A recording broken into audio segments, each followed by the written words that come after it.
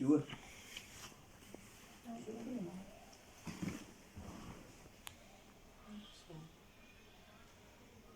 अस्सलाम वालेकुम।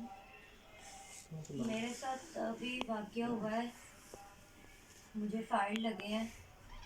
जो मुझे फायर जिन्होंने मारे हैं वो मलिक नसीर है, संगम थिएटर का मालिक। उसने मुझे फायर मारे हैं।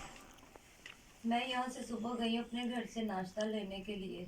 2 से 3 दिन इन्होंने रैकी लगाई हुई थी कि ये कहाँ कहाँ जाती है। मैं सुबह सुबह नाश्ता लेने निकली हूँ घर से, तो अभी नाश्ते तक मैं पहुँची नहीं हूँ। रास्ते में इन्होंने बाइक पे आए हैं ये 4 लोग। आकर इन्होंने मेरा नाम लिया। मैंने जब पलट के देखा है, इन्होंने मेरे ऊपर अंधाधुंध फायरिंग की है। मतलब जान से मारने की ही कोशिश थी इनकी, लेकिन अल्लाह ने बचाया है। मेरे सिर्फ टांग पे फायर लगा है और उनको पता चला ये अब घिर गई है। उन्होंने देखा है अच्छी तरह, फिर वो लोग फौरी वहाँ से भाग गए हैं। फिर यहाँ से मुझे हॉस्पिटल एक रिक्शा अल्लाह की तरफ से ही आ रहा था उस टाइम पीछे से। वो रिक्शे वाला मुझे फिर उठाकर हॉस्पिटल लेकर गया सब्जादार। उन्होंने कहा ये हमारे पास का केस नहीं है, आप किसी बड़े हॉस्पिटल में लेकर जाएं। फिर उसके बाद मैं जिना हॉस्पिटल में गई हूँ, वहाँ पे मेरी ट्रीटमेंट हुई है। तो उसके बाद से लेकर अभी तक मुझे कुछ पता नहीं है, मुझे इंसाफ नहीं मिल रहा है। मैं सिर्फ यही चाहती हूँ कि मुझे इंसाफ मिले। मेरी मेडिकल रिपोर्ट हॉस्पिटल वाले नहीं दे रहे हैं और ये पता नहीं हमें क्यों नहीं दे रहे हमें रिपोर्ट। अभी तक कोई रिपोर्ट नहीं मिली हमें। और हमारे भाई को भी टारगेट किया जा रहा है, साथ में सफियान को भी टारगेट कर रहे हैं। जब ये हमारे साथ ये हादसा हो गया है तो उसके बाद हमारे भाई को भी टारगेट कर रहा है, सफियान का नाम ले रहा है और कह रहा है मेरे पे अंधाधुंध फायरिंग हुई है। तो इस पे अगर अंधाधुंध फायरिंग हुई है तो इसका टायर ही डैमेज होता है, इसकी ये गाड़ी पे ही बस डैमेज होती है, ये खुद क्यों नहीं जख्मी होते, इसकी गाड़ी के शीशे क्यों नहीं टूटते हैं, ये इसने खुद फायर करवाया है, इसकी खुद साजिश थी सारी। मेरी बहन को कहता था तुम कहीं मेरे थिएटर के अलावा ड्रामा नहीं करोगी, तुम मेरा जब भी करोगी मेरा ही ड्रामा करोगी। और ये हमारा बैग पता भी कर सकते, 5.5 साल से उधर ही काम कर रही है। जब सैमा खान जी के साथ इसकी पब्लिसिटी देखी है तो साथ ही अगले दिन मेरी बहन के साथ ये हादसा हो जाता है। अच्छा, मुझे इस बात की समझ नहीं आती। मैं मुखातब होना चाहूँगी क्योंकि मैं बतौर एक वाइस चेयरमैन मैं यहाँ पे आई हूँ और मेरा हक बनता था कि मैं पहुँचूँ जहाँ पे भी कोई तकलीफ होगी, और ये तो हक पे है कि कोई आर्टिस्ट अगर अपनी मर्जी के साथ किसी के साथ नाजायज़ काम नहीं करना चाहती। आजकल जो ज़्यादा ट्रेंड चला गया कि आर्टिस्टों को ब्लैकमेल किया जाता है। ब्लैकमेल, जब कोई आर्टिस्ट उसकी बात नहीं मानती तो फिर उसको थ्रेट करते हैं, दूसरे तरीके से उसको इस्तेमाल करते हैं। हर बंदा आपकी बात मानने के काबिल नहीं होता। हर बंदे की अपनी इज्जत है, अपनी सेल्फ रिस्पेक्ट है और अपनी मर्जी का मालिक है। वो जो चाहे सो करे, उसका नहीं दिल तो वो नहीं करे, उसने काम करना है। इसी तरह ये वाकया इकरा के साथ भी पेश आया कि मलिक नसीर जो संगम थिएटर का मालिक है, उसकी बुरी नज़र जो थी ना वो इकरा के ऊपर थी। जब इसने इनकार किया उसकी बात मानने से, तो उस बंदे ने इस पर इस तरीके से वार किया कि इसको जान से मारने की धमकी थी। पहले तो वो ये वाकया फरियाल के साथ जब ये काम करती थी जी, मैं इस बात की विटनेस हूँ कि ये फरियाल के साथ पहले ये वकुआ हुआ, उन्होंने इसको मारा, पकड़ा, घसीटा, मेरी उन बोटी लोगों ने। उतरी हुई है, मैं और दिखा सकती इसको हूँ। इतनी बुरी चोटें लगी थी कि मैंने जब देखा और मैं खुद डर गई थी और ये डर के मारे खामोश हो गए। इन्होंने अपनी इज्जत बचाई कि हम पब्लिक के सामने ये बात ना लेके आए, क्योंकि आर्टिस्ट लोग तो वैसे ही बदनाम है। उन लोगों हमेशा नेगेटिव देखते हैं, पॉजिटिव कोई नहीं सोचता। उस बाद में उस बंदे ने क्या फायदा उठाया, ये प्री प्लानिंग किया गया कि उसने पहले अपने ऊपर फायरिंग करवाई है। अपने थिएटर पे जो गाड़ी पे फायर लगी, जी, गाड़ी के टायर पे फायर लगे, वो ब्लास्ट कर गया, लेकिन उसको नहीं लगा। लेकिन इकरा को टारगेट बना के उसने बंदे छोड़ के 4 दिन उसने रैकी करवा के इकरा के ऊपर डायरेक्ट फाइट है, जो उसको एक दिन 3 फायर लगे हैं। जो इसकी तस्वीरें नेट पे भी मौजूद है और मीडिया के पास भी मौजूद है। इसको 3 फायर लगे हैं, जो इसकी टांग पे, और वो टांग है लेफ्ट साइड की जहाँ पे आपका दिल का कनेक्शन मौजूद होता है। जो इंसान कभी भी किसी टाइम भी लास्ट हमारी जो किस्मत देखती उसकी भी डेथ इसी तरीके से हुई थी। उस लड़की को भी टांग पे फायर लगे थे, तो वो मौके पे उसकी डेथ हो गई और ये वकुआ सेम वैसे ही हुआ है। लेकिन ये चीज है कि अब कर क्या रहे हैं कि ये जा रहे, अब आप जाएं जिना हॉस्पिटल में, जी इसको नहीं दिया जा रहा मेडिकल, क्यों नहीं दिया जा रहा मेडिकल? क्योंकि वो गरीब है, वो इतना कमा नहीं सकती। सीनियर तो नहीं है, जूनियर आर्टिस्ट है, और उनकी कुछ लाखों में पेमेंट नहीं होती, 50,000 होगी, 60,000 होगी, मैक्सिमम ये पेमेंट लगाएंगे। रेंट पे हमारा घर है। रेंट पे वो रहने वाले हैं, उनके पीछे बैक सपोर्ट नहीं है। हर बंदे के पीछे ये जरूरी नहीं होता कि उनके कोई सोर्सेज इतने नहीं है। उनको इंसाफ चाहिए। इंसाफ लेने के लिए अगर वो थाने में पेश हुई हैं, उनकी वालिदा गई हैं, वो बेचारी थाने में एक जेबें गरम इंजर्ड हो रही होकर हैं। बैठी, उसकी बहन है, वो इस हालत में, वो थाने में जा रही हैं।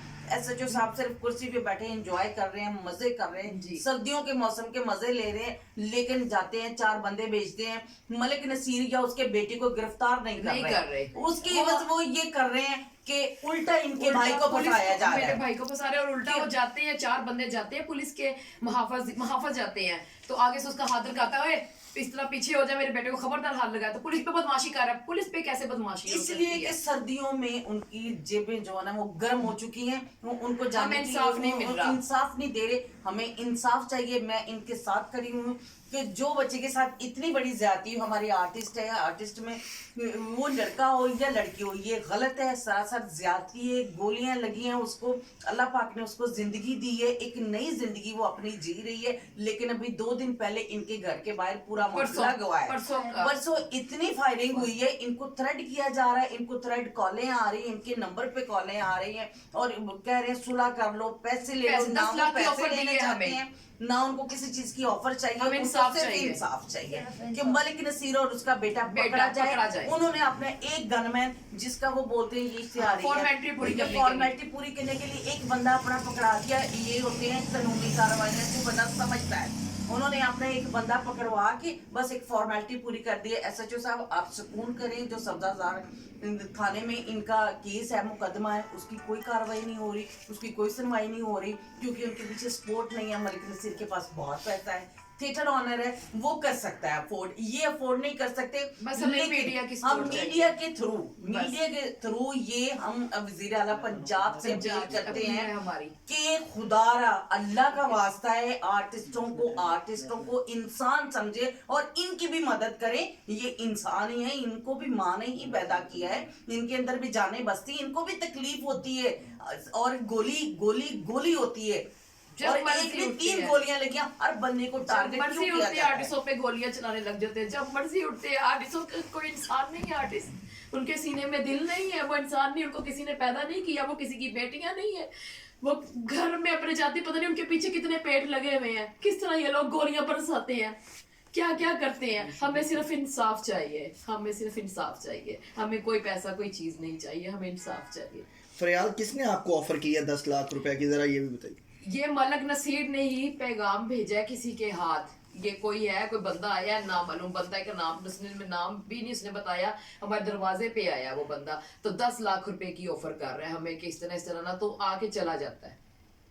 बुनियादी लड़ाई इस बात से शुरू हुई है कि ड्रामा इकरा ने किसी दूसरे थिएटर में करना चाहा है या कोई उसका और मुतालबा था फीमेल आर्टिस्ट से, इस वजह से हुई है? किस बात से लड़ाई हुई है इकरा, आप वो बताइए। असल बात ये है, वो मेरे ऊपर गंदी नजर रख रहा था। वो मुझे रुकने डेली का क्या? बोलता था तुम रात को रुको शो के बाद। मैं नहीं रुकती थी, मैं और भी सीधा घर लड़कियों को टारगेट बनाया उसने। सीधा घर जाती थी, मैं रुकती नहीं थी वहां पे।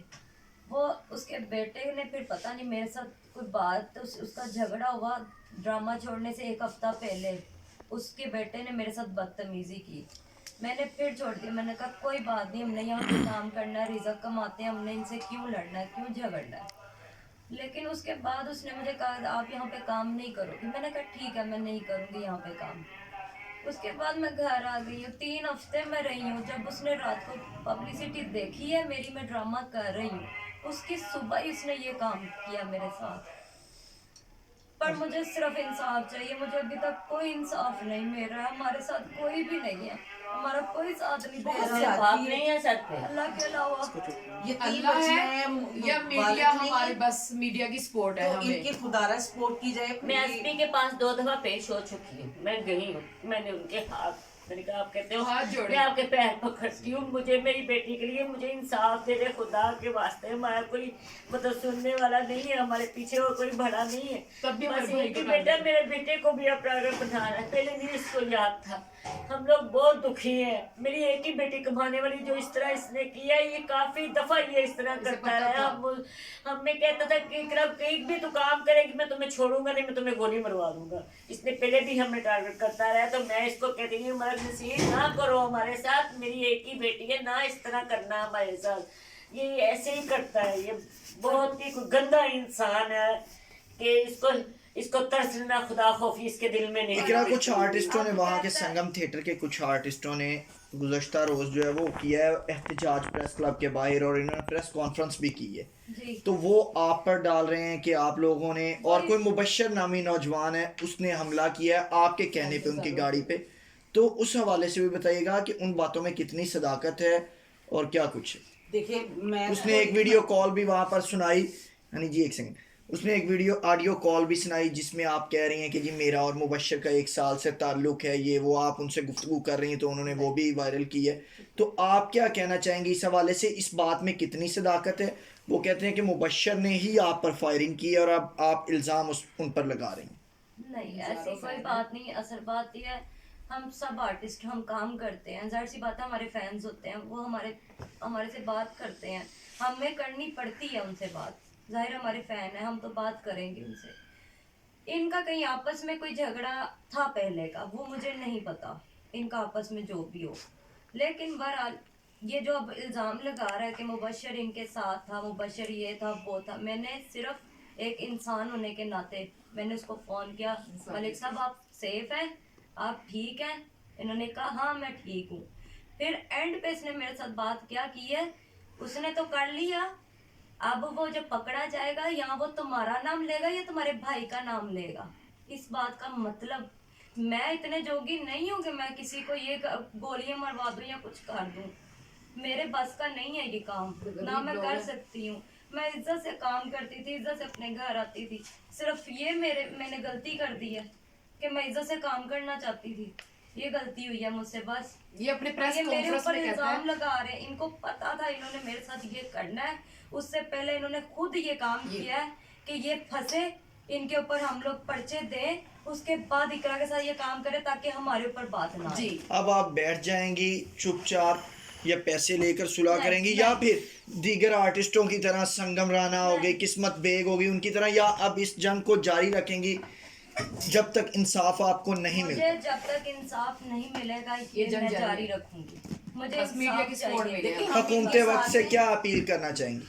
मैं तो उनसे यही अपील करना चाहूंगी कि सब उनके सामने है, सब पुलिस कि वालों उनको को भी इंसाफ सबको पता है, चाहिए। बस इंसाफ गुजारा चाहिए। एसएचओ साहब को बताएं, आंटी जी जाके एसएसपी के साथ पेश हुई हैं, डीएसपी साहब को तलब किया गया है, लेकिन उसके एवज में बाद में रिजल्ट क्या आया कि एसएचओ साहब को तो जूं भी नहीं दी गई कि आप जाएं जाके पकड़े उनको, मलिक नसीर को, कि सिर्फ पैसे लेके जेबें गर्म करनी है। जेबें गर्म नहीं करनी, इंसानियत का भी साथ देना है। इंसान देखिए, इंसानियत बहुत बड़ी चीज होती है। वो एक इंसान है, उसको एक आर्टिस्ट है, वो घर की एक खुद कमाने वाली एक बंदी है जिसके पीछे पता नहीं कितने लोग हैं, घर के कितने मेंबर्स हैं जो खाते हैं, वो कमाती है। तो आपने उसको डैमेज करके बैठा दिया है ना, अब उसके कमाने वाला भी कोई नहीं, उल्टा आप उसके भाई को भी पकड़वा रहे हैं। जो बच्चा एक शरीफ इंतहाई बच्चा घर से बाहर नहीं निकलता, अब उसको थ्रेट किए जा रहे हैं, बार बार फायरिंग करवा रहे हैं। ये बदमाशी कब खत्म होगी? खुदा ये बदमाशी खत्म करे और आर्टिस्टों को इंसाफ दे। कल हमें बुलाया, फिल्म चलाई हमारे साथ कि ये इकरा को लेके आए, आपको डीएसपी साहब बुला रहे हैं। जब हम डीएसपी साहब के पास हम कहते हैं कि बुढ़िया, मैं फोन पर उनके साथ बोलती हूँ कि नहीं हम अपनी बहन को नहीं लेके आ सकते, उसकी हालत ऐसी नहीं है। नहीं आप लेके आएंगे, हम आ रहे हैं ना, तफ्शीशी कहता है। तो मैं अपनी बहन को सफियान को बोलती हूँ कि उठाओ इसे, तो हम गाड़ी में बैठाते हैं, जब लेके जाते हैं डीएसपी साहब के पास पेश होते हैं, वो डीएसपी साहब उनको बोलते हैं क्या मसला है, इनको रगड़ने के बजाय तुम उनको रगड़ रहे हो, कर रहे हो, उनको रगड़ो, तुम इस बच्ची को क्यों बुला रहे हो, फाइल लगे हुए इसको। तो वो नवाबी की तरफ बैठे हुए टांग पे टांग रख के तो ऐसे बैठे सिगरेट पी रहे हैं, इस तरह कर रहे हैं, ये कहाँ का इंसाफ हुआ? मेरी बहन को फाइल लगे हुए पे पुलिस स्टेशन जाना पड़ा, उसको बुला रहे हैं, बार बार घसीट रहे हैं। Thank you. ओके।